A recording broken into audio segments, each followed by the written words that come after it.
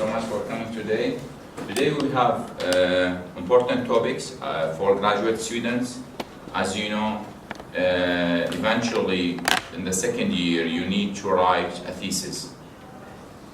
And even not just a thesis, you need to write a paper. So we need to have these principles before we start writing anything, because those are the ethics, especially in our field.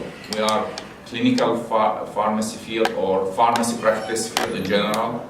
Any studies related to human, because we deal with humans. So there are ethical considerations. If you need to write now a paper, you cannot publish it unless you have this ethical approval. All the journals now, the international journals, they don't publish your article unless you have permission from the ethical committee at your university. This is the must requirement. So keep in mind, it's now international standard. You cannot publish any paper without taking ethical approval from the local committee. So what are those considerations? Let's go with these considerations. So today we'll talk about, as I said, we have clinical studies. Clinical studies mean we are working with humans. So we need ethical approval. We need to know some basic, such as Declaration of Helsinki in Finland. This is the basic declaration. It's international declaration. This declaration, they put the principle of ethical consideration for medical research. When I'm talking generally, either we call it clinical studies or we call it medical studies or medical research, because we assume any medical research related to what? Related to human, okay? Also, I need to explain what do you mean by institutional review board. Institutional review board is ethical committee, but internationally they don't call it ethical committee, they call it international review board at the university. Here in the University of Baghdad we call it ethical committee or scientific committee. But internationally they call it international review board, which is the large number of committee.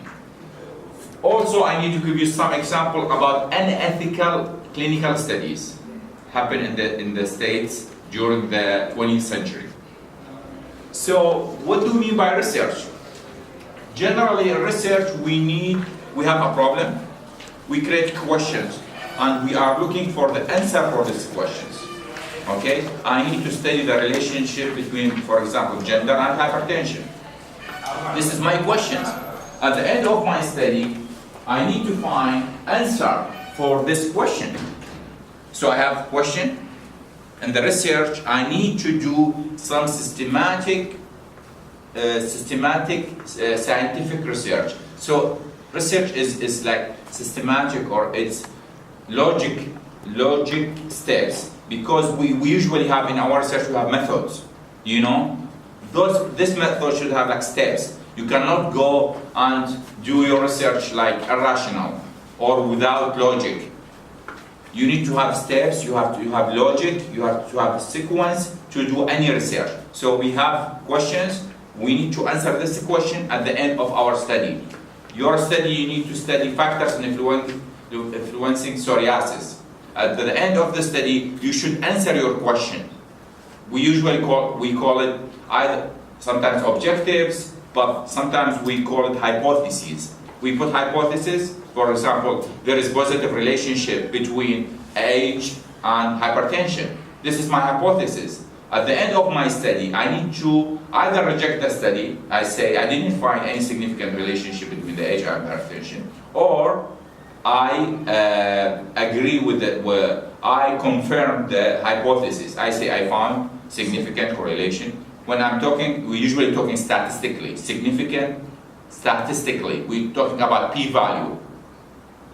I'm not talking about clinically. We usually, as a researcher, we care about statistics. But in the clinician, in the clinical side, they care about the clinical.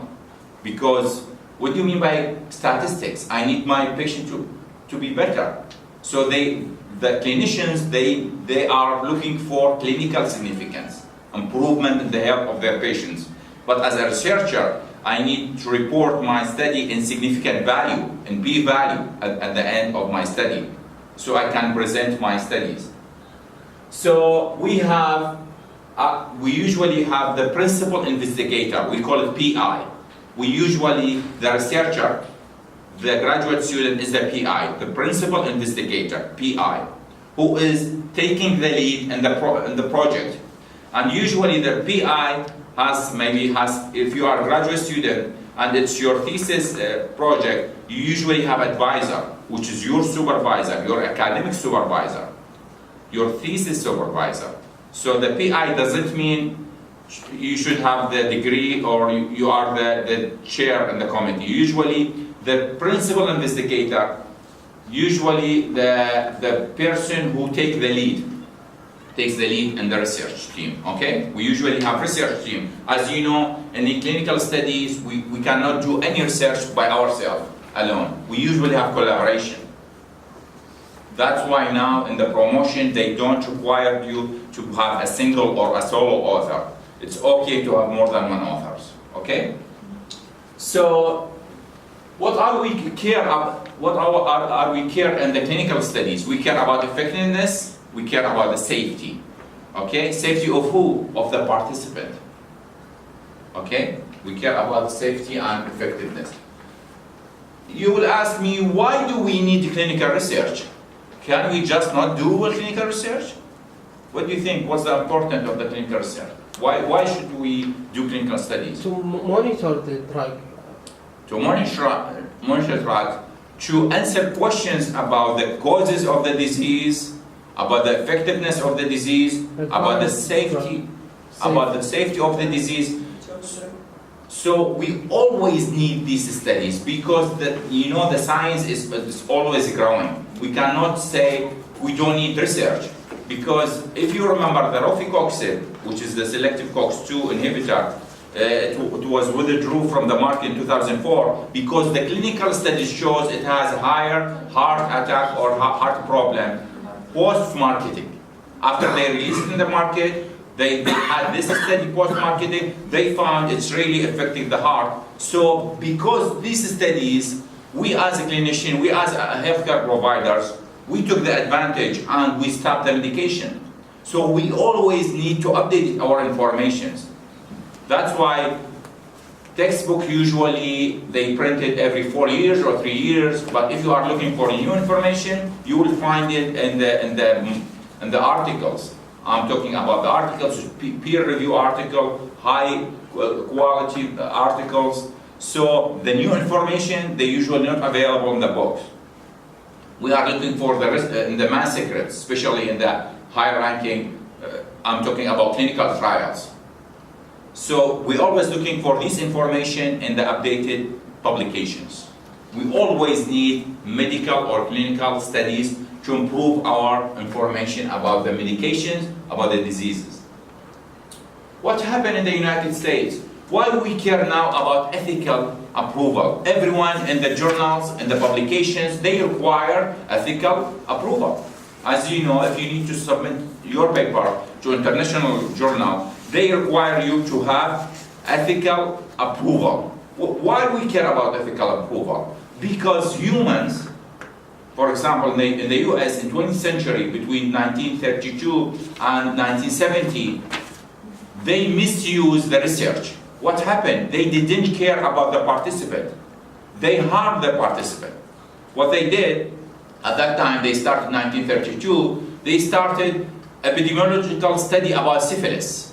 Among what? Among black men. At that time, they have this segregation or discrimination. They have men, the whites, the blacks. At that time, they have the segregation. So they decided, black men, the only participant, what they did, they say we are doing free tests for you, and we will give you burial insurance, and we will give you treatment if needed. But they didn't tell them we are not going to treat you. What they happened, those participants, they experienced syphilis. At the beginning of the study in 1932, there was no antibiotics at that time. But even the antibiotic released in the market, penicillin, the first one, in 1942 when it was released in the market, they didn't give them penicillins. So they had the medications, but the researcher let the participant die from the syphilis without treatment. This is the huge unethical action. What happened? They know they have this disease, they have the treatment, then they didn't treat them. 100 of them died from the disease, more than 100 died from the complications. 28 of them died from the disease. Around 50 wives infected from those men because the syphilis, is sexually transmitted disease. And also we have like 10, 25 newborn baby with congenital syphilis. Imagine all this damage, all this harm to the patients. This is the huge scandal in the United States when they discovered it in 1972 because one of the researchers, it was a whistleblower. This one honest guy went to the journals or to the media and just spelled this word. They said this is unethical.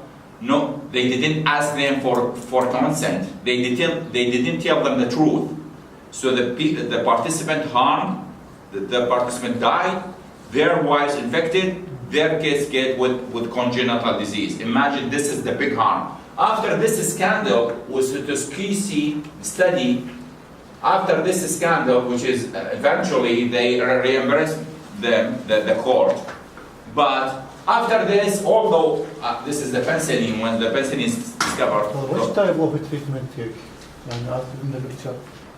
They only withdraw blood sample from them. They didn't treat them. They only withdraw blood sample. They only monitor the progress of the disease. They didn't care about their treatment. They only withdraw blood from them. They didn't give them treatment. This is placebo. There was no treatment at that time.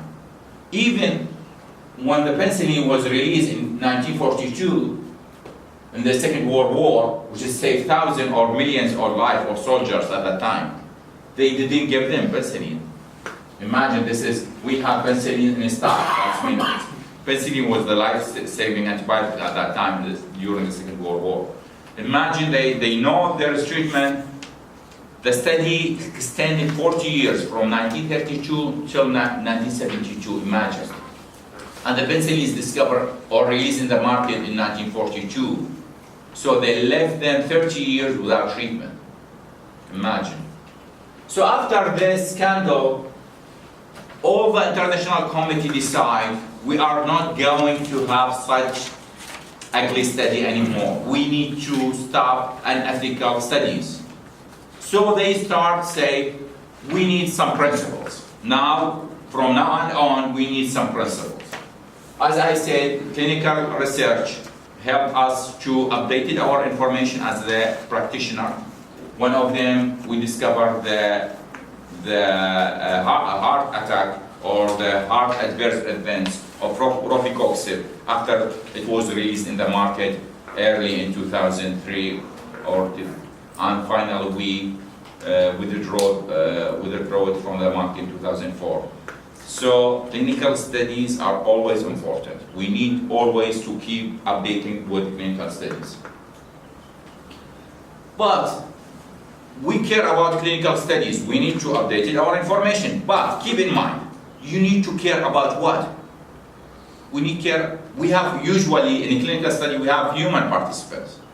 So we care about what?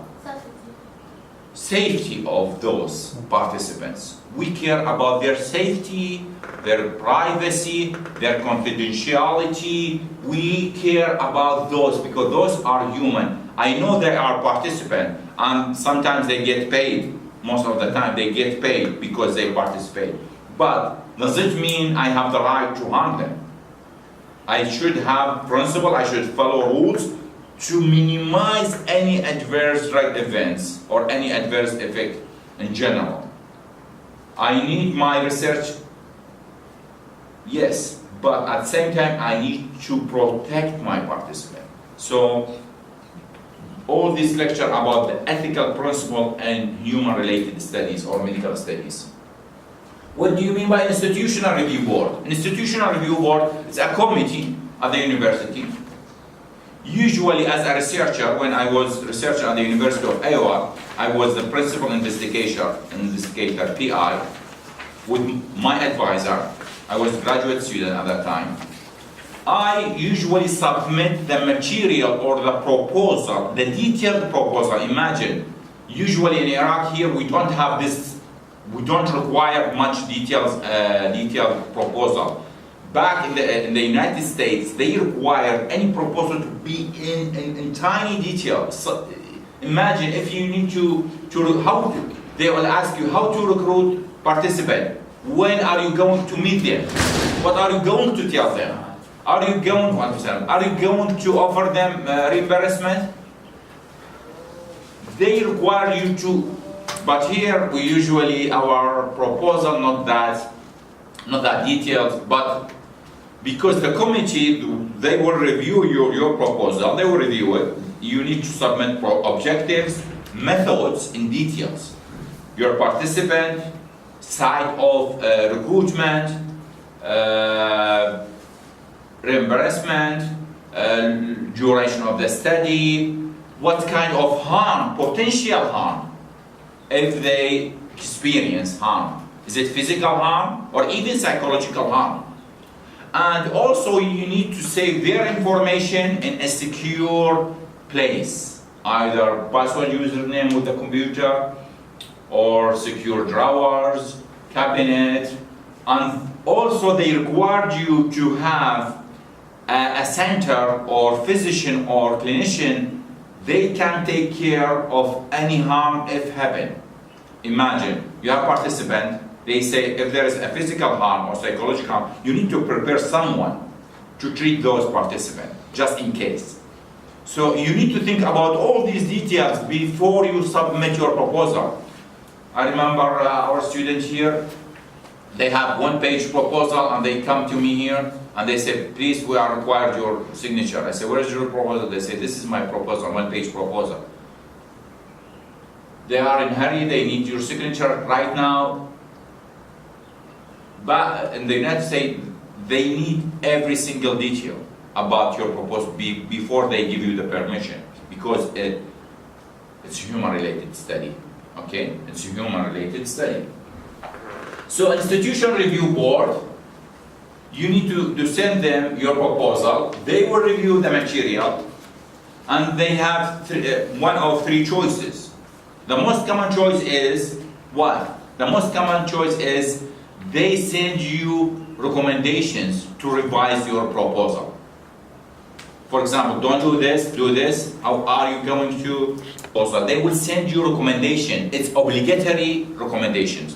It's not your choice. If you are not going to revise it according to their comments, they are not going to approve it. So it's not optional. It's required to have these revisions, okay? Number one. There are two kind of rare actions they take. Either they approve it without revisions. I don't think this is the case. Maybe this is the case in very simple studies. The third option, they may reject it. They may reject it if they find your subject or your proposal is risky to the participant and you are not providing enough protection to your participant. They have the right to reject your proposal. But in general, they send you recommendation or comments to revise your proposal before they approve it. This is so you revise it, you resubmit it, they will review it again, then they may approve, okay? After they approve it, doesn't mean you have the right to do whatever you want. They will keep an eye on you because they will follow your proposal. They will follow your study. My study, like extended for 1 year, and they followed me over this 1 year because if I don't commit or don't follow what I said in the beginning. For example, if you say I will participate 200 and you participate 250, they can't stop you. You cannot recruit more people than you. If you say I need only 200, and you cannot recruit more than 200. What happened in my study, I was looking for recruit nursing homes, and they say you need a letter of agreement from the nursing homes before you recruit nursing homes. I say I need 10 nursing homes. They say give us those 10 agreement letters. I didn't have 10 agreement letters at the beginning. So I went to the nursing homes, I got these letters, one at a time. Every time I got a letter from the nursing home setting, I send it to the IRB. IRB, they review it. They say, okay, you have approval to visit this setting, this home only, because you have the letter. Every time when I get a new letter, I submit it to them. They review it. So it's not like I need to visit all these nursing homes and they say, go ahead. No, they require the letter before I visited them. Because just in case they need to protect everyone here. Just in case. So this is the way they work. It's systematic. So they have the right, they have the authority. The king here is a symbol of the authority. So they have the authority over the researcher. And all the university researcher, they submitted usually to one IRB. One for the human-related research, one for the... so we usually have one IRB. Doesn't mean the IRB personnel, maybe they are not expert in the pharmacy field. They are expert in human-related field. They are maybe from nursing school, from dentistry school, but doesn't have to be from pharmacy school. So you need your proposal should be free from technical terms. You try to explain any technical term, okay? So you need to send your aim, methodology, the way of recruitment. How are you going to recruit participant? I did one subject, for example, I interviewed patient. So you need to say, I'm going to meet them at my office. I'm going to meet them at the store.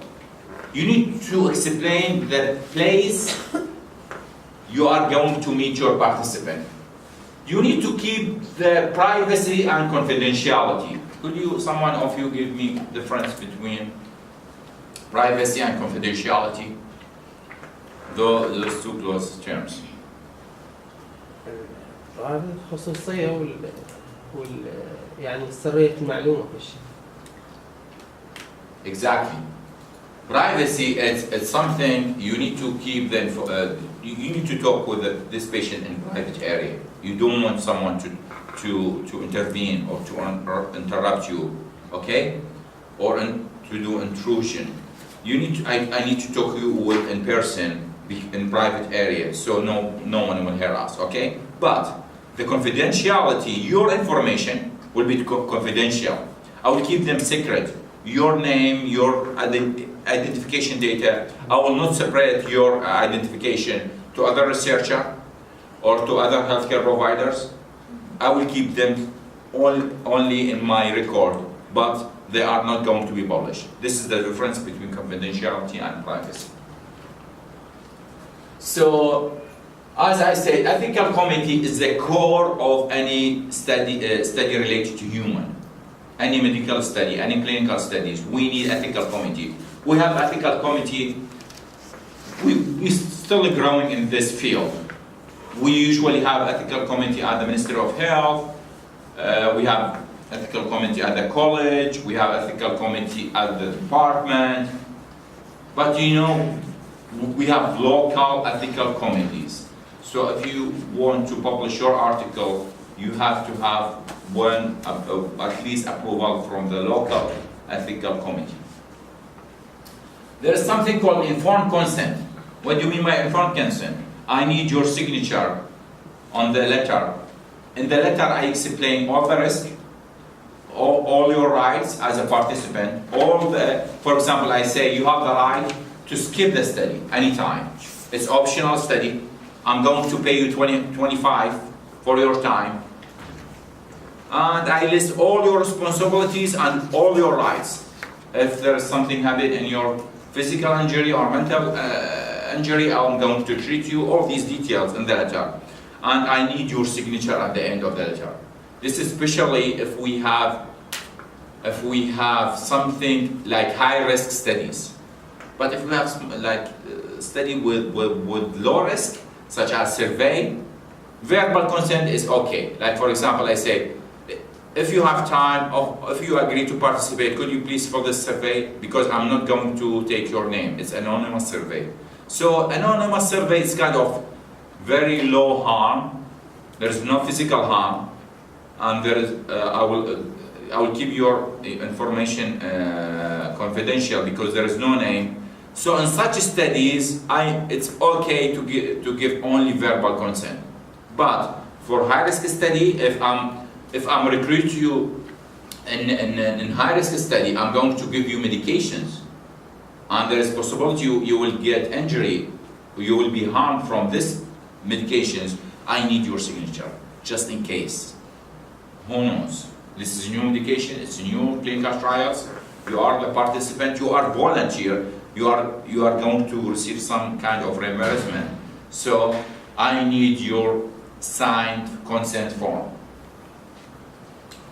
So as I mentioned, IRB, they have the right to reject, to approve, to revise, or request revision of your proposal. Ethical issue, as you know, in the developed, we usually know all the new medications. Who usually develop the new medications or new brand names? The large companies. We usually in one of the developed countries, in Western country. Simply, this is the simple answer. Because any new medications require like so many resources, billions of dollars, and all those, and they recruit people to be volunteer in their clinical trials. I mentioned the 3 steps in the clinical trials: phase 1, phase 2, phase 3, and all of those clinical trials, they should be registered, and the participants get paid. So we need to pay them money. So who take care of those? Usually in developed country. Usually in our countries, our clinical trials, for small scale one, for the researchers, we don't have this large clinical trials. Large clinical trials, I'm talking about 3,000 participants, 5,000 participants, 2,000. Those are large clinical trials. Who take care of those? The big companies in the United States, in Europe, or in this developed country. So in 1962, the FDA says it's not only, the medication is not only should be effective, it also should be safe. So in clinical trials, after 1962, now the clinical trials care about what? Care about effectiveness and safety.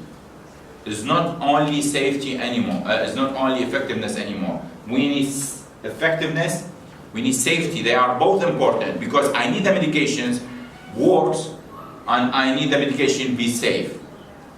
Okay? Those are 2 core issues in each approved medication: safe, effective.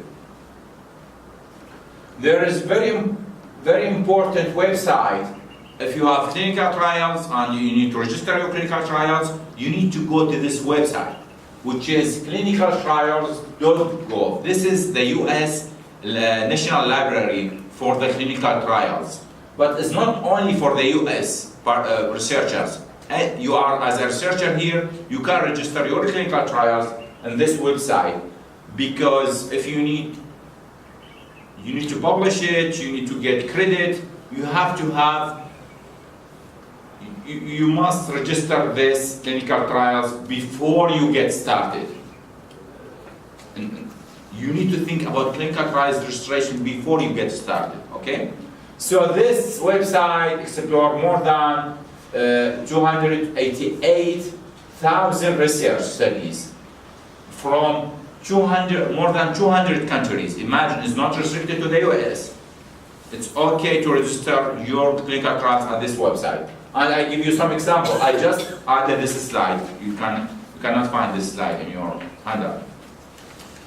I just added Iraq in the field in this website, and I got some clinical trials from Iraq. Imagine what? most of these clinical trials are from Kurdistan region.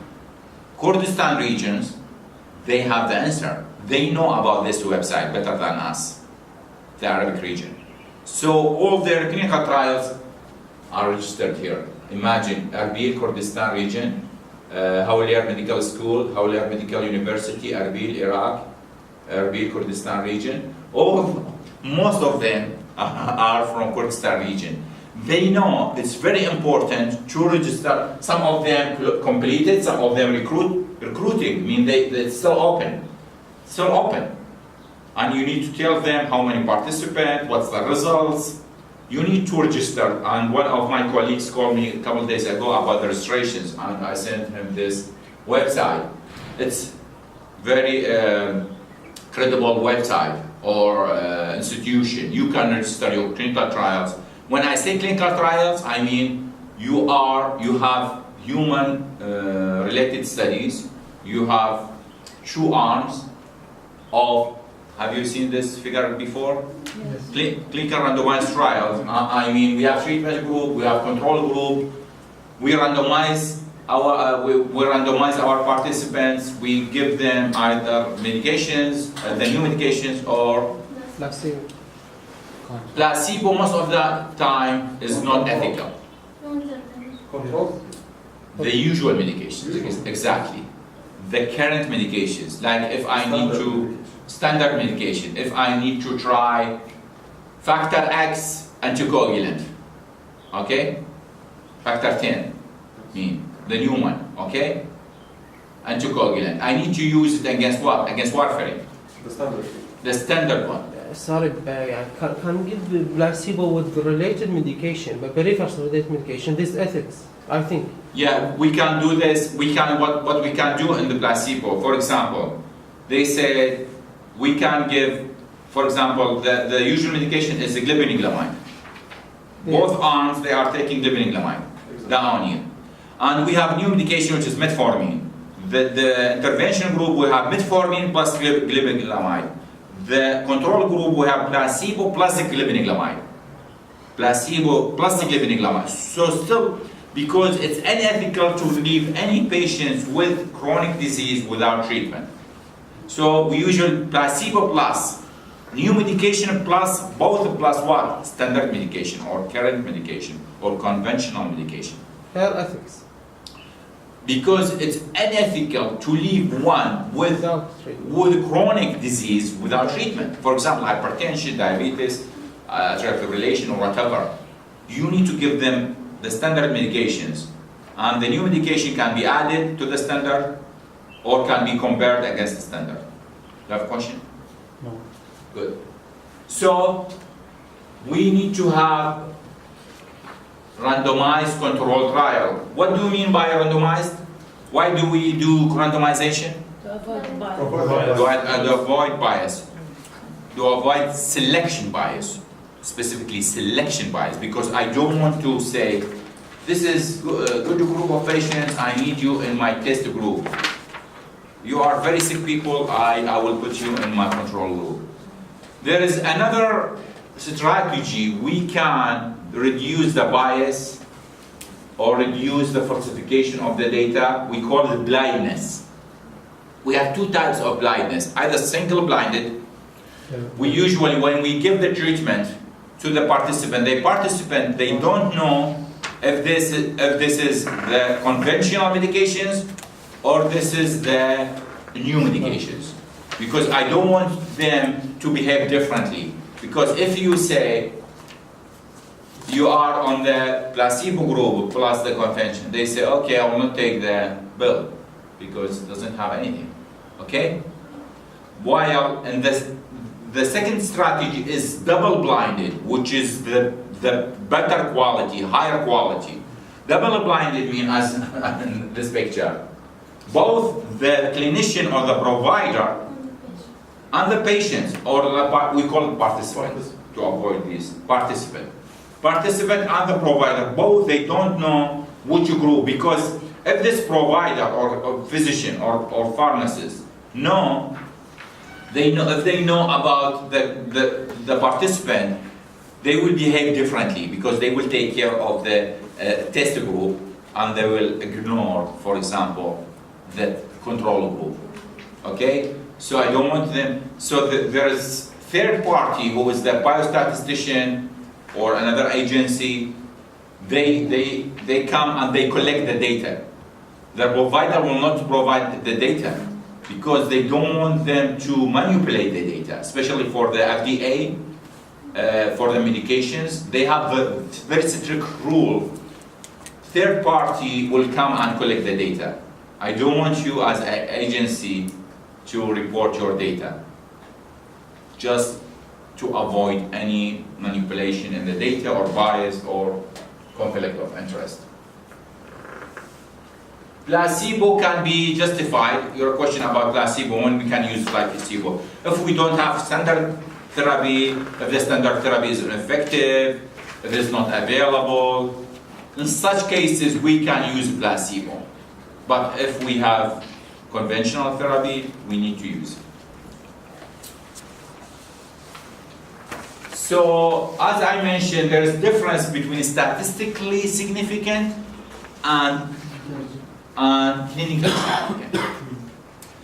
Clinically significant means I need my medication, health of my participant or my patients. I need this, simply I need this medication works. That's it. But as a researcher, if I need to report clinical trials, I care about what? I care about the p-value. I care about the statistics. I care about the statistical significance. For example, the new medications work better than the conventional medications, but still there is no significant difference. It's working better a little bit, okay? But still the difference, what do you mean by statistical difference? If the difference is significant, we call it less than p-value less than 0.05 or 0.01, means this is not randomly, this is not get by chance. When a significant difference means the difference is not coming from chance. The difference means if I repeat the same method again and again, I will get the same result. Still there is difference. So it's not coming from chance. It's statistically different. This is the main issue with the statistic. As a researcher, we care about the statistic. So after all these unethical studies in this, one of them is Tuskegee, so the international committee say, hey, we are not going to let any new medical studies without ethical approval. And ethical approval, we should have principle for this. So in Helsinki in Finland, this is very famous or well-known declaration, the Declaration of Helsinki in 1964. They say, we have principle for the human-related researchers. Let's see what those are principles. Number one, this is the Helsinki, they say, they talk to the researcher, and they assume the researchers, they are physicians. So they talk about physician or any kind of researcher related to human. The first one they say, the health of my patient will be my first consideration.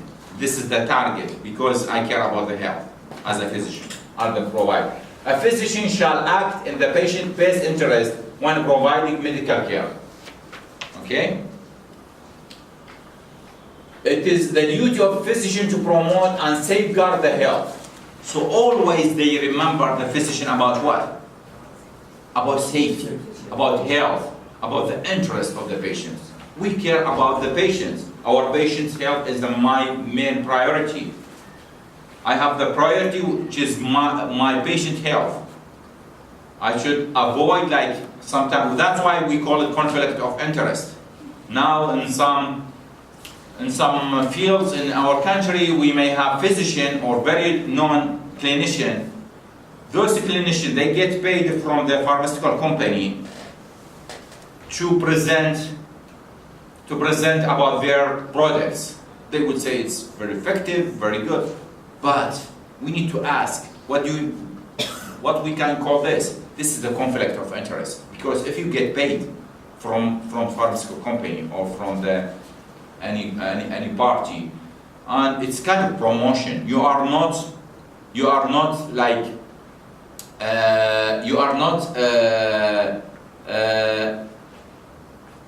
you don't have this I don't want to say honesty, but you are biased. Simply, you are biased because you are receiving money to say something or to write something, because that's why even now the journals, if in any publications, they need you to declare any funding if you receive. If you receive funding from this company, you might write an article about their products. They say it's very effective. I tried it. Oh, it's magic, gold standard, whatever. And you may be biased. So this is the conflict of interest. They need to know, any journals now, they need to know any of funding if you receive. So other principle, we need primary purpose of the medical research. Look to those research in our field as clinical pharmacy field or pharmacy practice field. I like the term pharmacy practice field because pharmacy practice fields contain both clinical pharmacy and the social pharmacy. Because we care about the medication safety, about the patient everywhere. Clinical pharmacy, I can say it's limited to the hospital. That's why I like the term pharmacy practice, it's broader. Pharmacy practice, we care about the patient everywhere. We care about the patient in the community pharmacy, in the hospital, in the nursing homes or long-term facilities, in every setting. So I like the pharmacy practice term. I know our department called clinical pharmacy. This was our discussion yesterday. We need maybe to give it broader term, to give it pharmacy practice. Pharmacy practice, it's broader usually. We care about the human, we care about the patient and the safety of the medications and everywhere, not just in the hospital. So why we care about the medical research? We use medical research to understand the causes and developing of the disease, improve and preventive of intervention, and to evaluate intervention and safety. So we study the disease, we improve the medications, and finally we follow up. We evaluate after it's released in the market for oflocoxib, other medications. We need to monitor this medication even after it's released in the market. So we will get information about the disease, about the medications, and about the safety of those interventions after they release in the market. So always we need to, in the United States, they will not renew the pharmacist license unless they have continual education credits or hours. What do you mean by continual education? They need to go to workshops, to conferences, to lectures, and they need to learn something.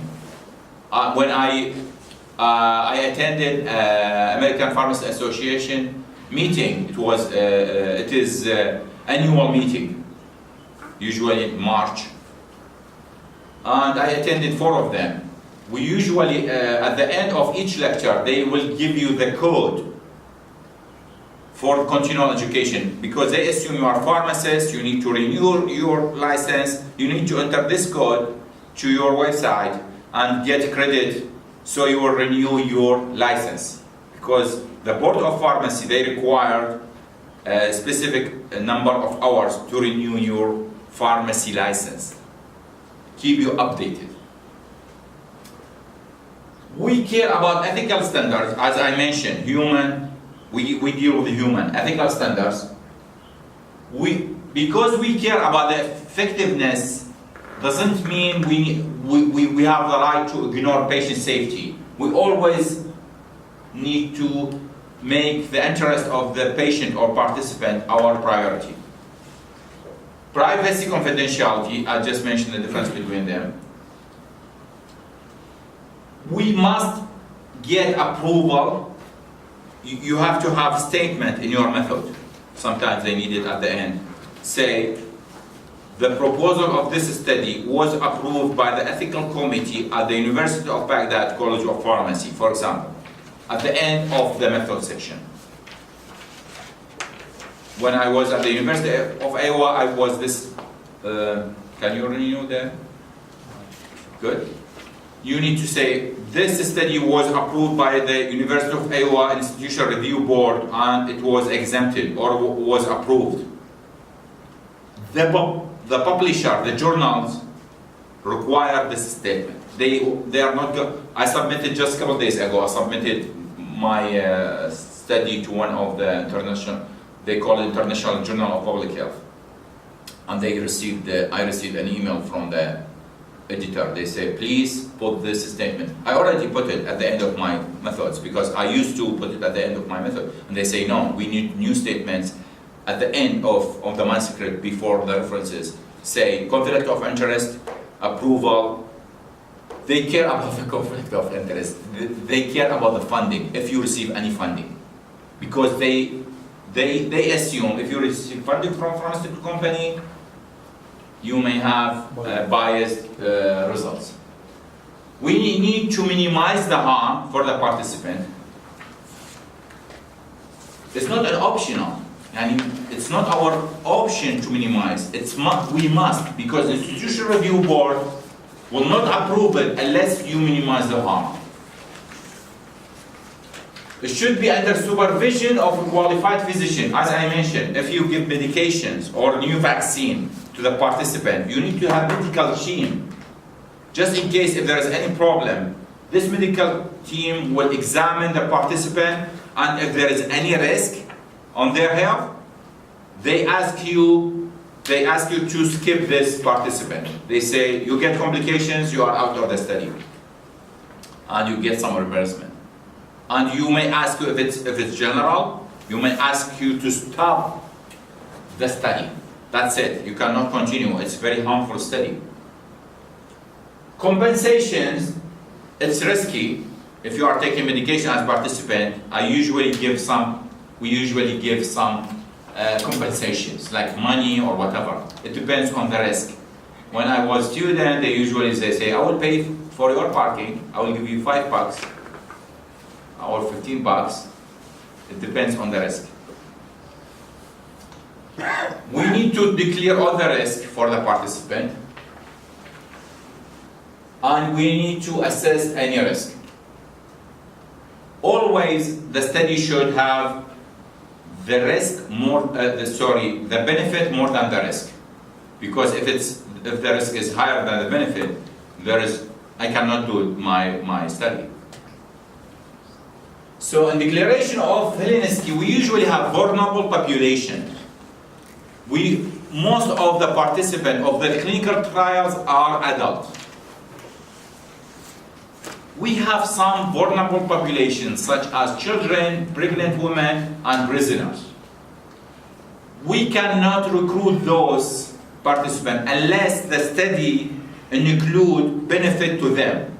For example, in any study, regular clinical trial study,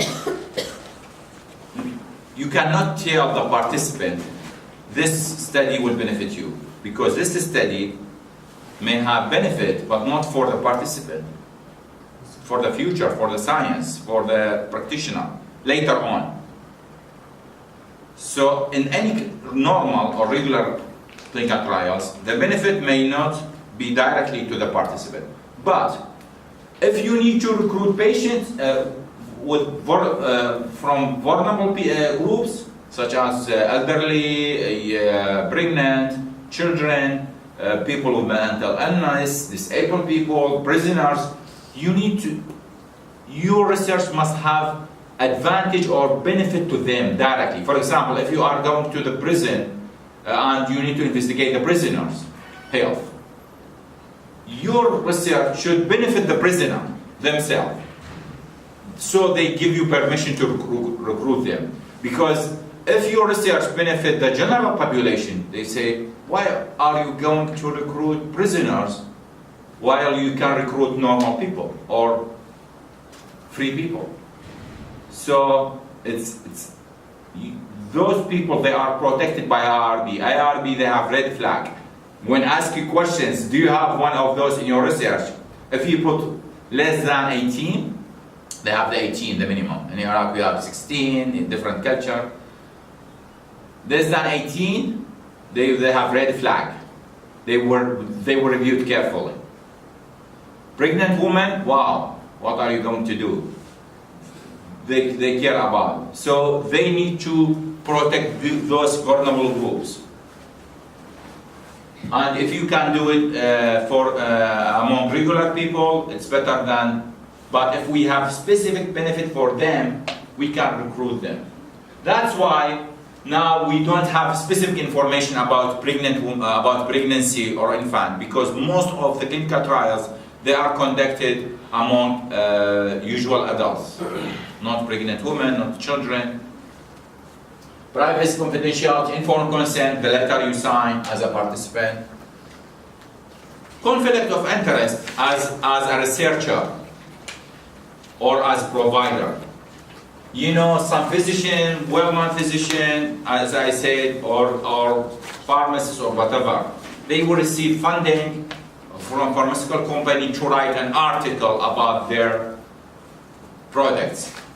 We always look for the funding. Because now it's a trend. One of the promotion in Iraq, one physician go to one of the fancy hotel, they will give a presentation about this new medications. But in the reality, behind the scene, this physician is paid 2,500 something. This is the reality. We need to look at why this well-known physician going to give this presentation. His time is very valuable. There is paid behind the scene. So always in the publication, you need to disclose your conflict of interest. As a researcher, we must be honest. Why? Why we must be honest in our research, in our results specifically? Why, as human-related researcher, why we must be honest more than other people? What do you think? What's the consequences if I falsified my research data, or research results? What do you think? What's are going to do? Harm the patient? Harm the patients. For example, if you say rofecoxib is safe, you can use it safely, thousands of physicians are going to prescribe this medication to their patients. Imagine. Because you publish an article, one article was published about a relationship between autism and vaccination. In the United States, it was like viral, they spread as viral. They say, autism caused by vaccination. And many people in the United States, till now, they don't vaccinate their kids because they have this negative idea that vaccination will cause autism. And eventually, I remember last year, one of the United States schools, they have spread of one of the epidemic infections. So imagine if you are a researcher and your research is not accurate or is not valid or falsified, you are going to harm thousands of people, especially if you are going to publish this in high credible journals, Nature or JAMA or whatever, all those medical journals. So honesty is very important because people watching your results. IRB, as I mentioned, very important. Always we need to submit to IRB. We care about the autonomy. What do you mean by autonomy? Autonomy of the participant. The participant, they have the right to accept or refuse participation. Okay? You cannot force them. Always it's optional. In every clinical study is optional. You cannot force them. They have the choice to participate or not. But as a researcher, skipping the study is one of the most common weaknesses or limitation of the clinical trials. We call it dropout. Because if you recruit 100 participants, and after 3 months, 30 of them they dropped out, and eventually you get only 70. What do you think? Why we care about dropout as a researcher? Why we? It's not available in the notes. That's why I need you to take some notes, maybe. Why we care about dropout? We submitted to the IRB 200 volunteers. It's okay to submit larger number than you get, but it's not the opposite. If you submitted 200 and you get 100, and then that's okay. But you cannot submit it 100 and you recruit 200. But the main problem is why the researcher? Because as a researcher, you are going to submit your paper. We call it peer review paper. Have you heard about peer review paper? What do you mean by peer reviewed? Peer reviewed paper.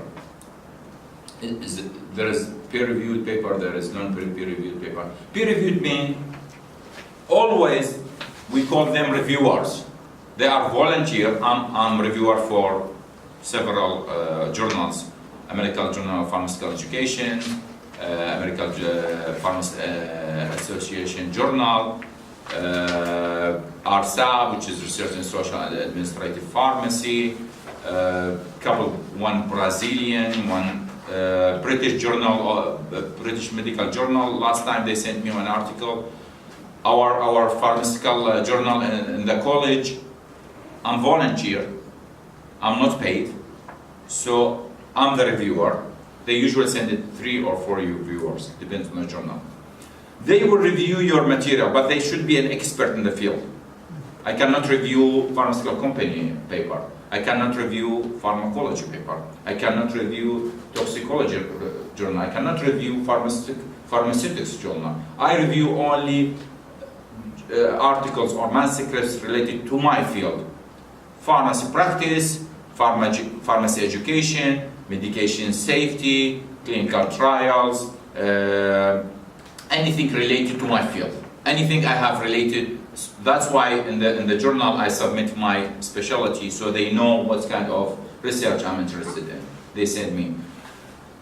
Your manuscript must be reviewed by those 3 and they will give you comments. They have the right to reject, accept with minor revisions, or accept after major revisions. Those are the most common answers. Either they reject it, if they submit it to 3 reviewers or 4, if 2 of them reject it, you are out. I remember one of my papers I submitted to journal, they submitted to 4 reviewers, 2 of them accepted, 2 of them rejected, they say you are out.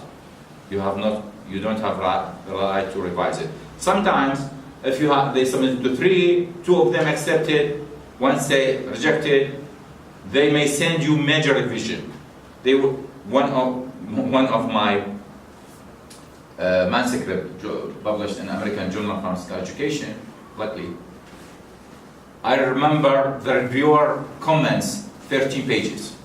Imagine, you need to answer all these comments and address those comments in your paper.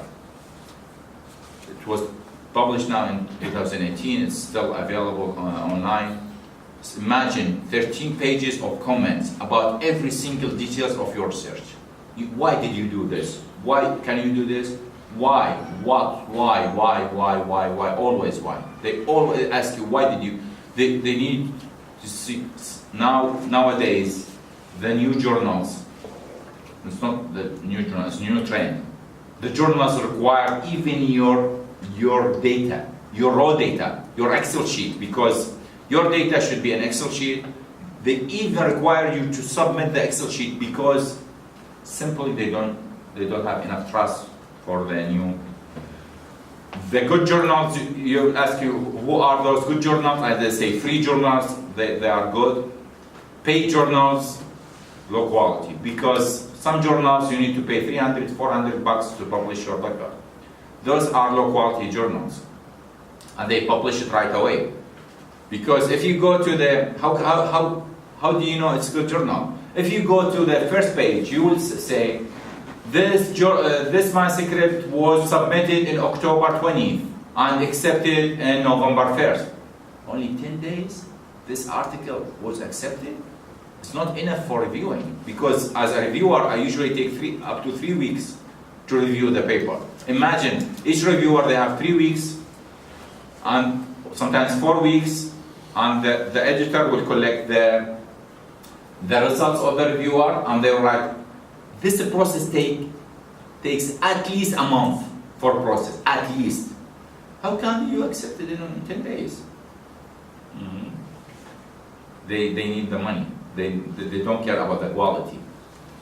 They need the money. One of the journals took me a year to publish. They sent me like three revisions 3 times to publish it. So if it's paid, no quality.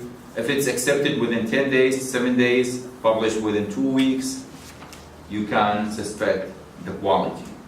Okay? This is for you, because you are a researcher. We care about the justice, benefits of the patients, confidentiality, privacy. We must be honest in the research. Remember Tuskegee study in the United States among African American?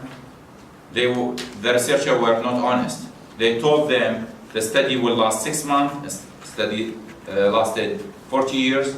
They told them you are going to be treated. They didn't treat them, and they harmed them. So honesty is very important. Respect for the autonomy. They have the right to accept, to agree, to reject, to skip. Element of informed consent. You need to write every single detail, the harm, the potential harm, the agreement, the durations, and a letter, and the participants should sign the letter if they agree. This is an example of the informed consent. Beneficence, as I mentioned, the research doesn't have to be benefit to the participant. You may benefit the society later. Doesn't have to be to this particular participant. يعني مو مثل جماعتنا أنا يسوون تحاليل أنا أريد إلا البارتيسيبنت مالتي يستفاد. It's not always the case. Justice, we should recruit, and because you don't want to recruit low-income people, because like for example, an HIV vaccination developed in the United States, for example, they don't want you to go to the Africa, because Africa they have few poor people. You can recruit African people in a state of you should have justice, not discriminate people according to their gender or income or color. Justice. Privacy, confidentiality, keep the information confidential. There are 2 types of information. Either we call it identified and de-identified. Do you know the difference between identified and de-identified data? Identified, they have the names, date of birth, sometimes social security number. Identified, you need to know your part. De-identified, such as my surveys usually, I deal with the anonymous survey, as the one I sent it to you, if you remember, for pharmacists. De-identified, I don't need your name, I don't need your date of birth. Maybe I collected the year of the birth, or the age. The age is not specific, because how many people born in 1980s? But how many of them they born in December 6, 1980? Date of birth usually is specified or identified. So if you need to, you cannot distribute or share identified data. You cannot share data with names. I received one of reviewer here from an Iraqi journal. I got the manuscript with the participant names. I say, as a reviewer, I don't need names of the participants. It should be confidential. We don't have this idea of confidentiality. I remember one of the defense here in our college, the participant, all the reviewer or the thesis committee, they have the names of the participant. They should be confidential. This is a US standard, you cannot get their names. So, if you get rid of the names, social security, date of birth, address, you can share them. Because they will be numbers, just numbers. Okay, it's okay to share them, but identified data, you cannot share them. You need to store them in secure place with password, username, or closed cabinet. Imagine there is only one room for the secure data in my department. If you need to work with the secure data, you need to go to specific room, to specific desk, to work on a specific computer, because this is secure computer. You cannot take this computer with you home. You need to work inside because it's privacy, it's confidentiality. That's it. Do you have any question about today's lecture? So simply, we are dealing with a human. We care about their safety. We care about their rights. We need to be careful. We need to take the ethical permission from the ethical committee. We need to know, we need to minimize any harm. Our priority should be our participant health. We always need to prepare some physician take care of the participant if they be harmed. So we are dealing with human-related studies. It's very sensitive topic. We need to be careful about the principle. See you next hour. We'll talk about the plagiarism. Thank you. You can take 10 minutes break.